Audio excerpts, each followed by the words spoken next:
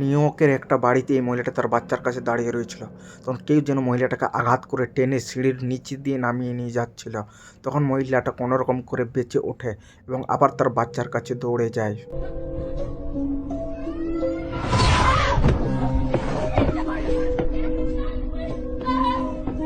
এই ঘটনাটা দেখার পর আপনাদের কি মনে হয়? আপনাদের মতামত কমেন্টে জানাবেন। এই লোকটা বাইক নিয়ে রাত্রে বাড়ি আসছিল। তখন রাস্তায় একটা বাচ্চা দেখতে পায়। সেখানে লোকটা বাইকটা দাঁড় করিয়ে দেয় এবং দেখতে দেখতেই বাচ্চাটা গায়েব হয়ে যায়। লোকটা দাঁড়িয়ে দাঁড়িয়ে ভাবতে লাগলো, কিন্তু তখনই সেই বাচ্চাটা এই লোকটাকে হামলা করে দেয় এবং লোকটা ছুটে সেখান থেকে পালিয়ে যায়।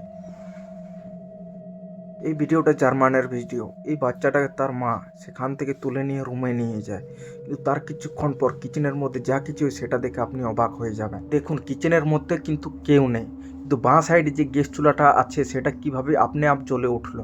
তো চলুন দেখা যাক এটা জুম করে।